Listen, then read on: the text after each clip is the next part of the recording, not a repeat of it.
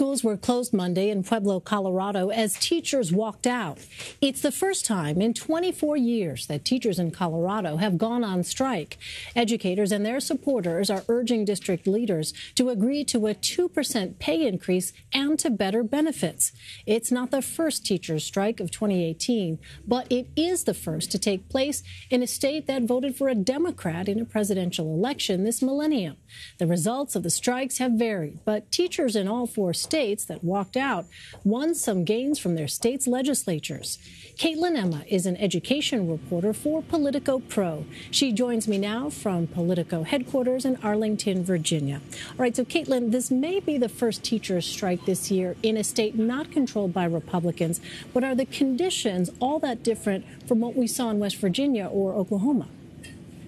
They're not too different. I mean, what we're seeing here in Pueblo are teachers asking the district for a 2% pay raise. And we've seen that, but at the state level in states like Arizona, Oklahoma, and Kentucky, you're seeing these massive demonstrations of teachers in red states, unlike Colorado, where the legislature is not completely controlled by Republicans, but massive demonstrations in red states where teachers are demanding better pay and more education funding to make up for years of cuts since the Great Recession.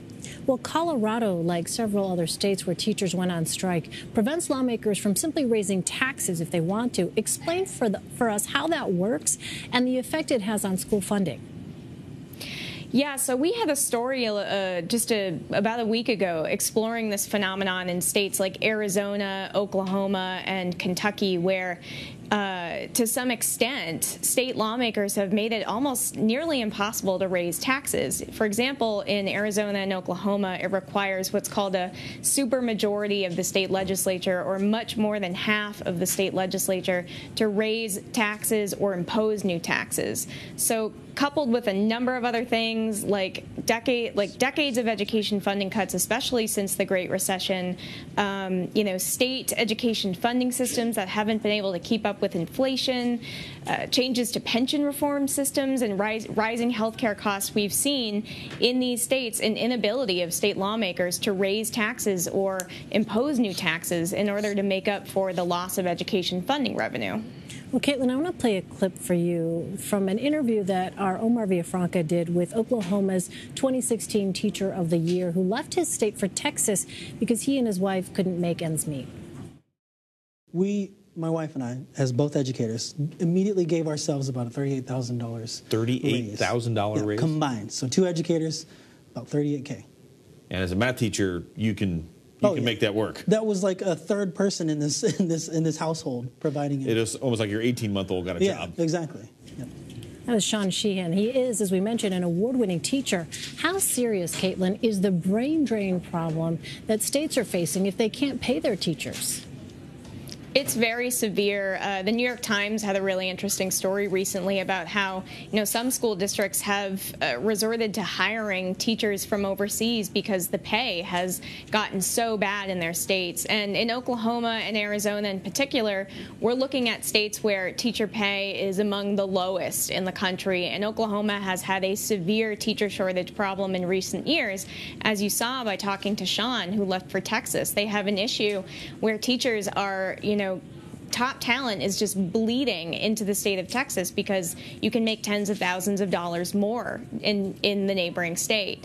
So with Oklahoma, we've had to see, the state has had to resort to emergency measures. They've had to emergency certify thousands of people in the last few years to make up for the funding shortage. So it's a grave problem in states like Oklahoma, which I should also mention has the strictest supermajority requirement when it comes to raising revenue. Well, we know that the strikes and walkouts seem to be getting a lot of national attention. Can we expect teachers to do the same in other states? We're actually seeing some movement on that already. Like you pointed out, teachers in a Colorado school district are striking today, and we saw some demonstrations at the state level recently. But teachers in North Carolina have also signaled May 16th as a day of sort of action.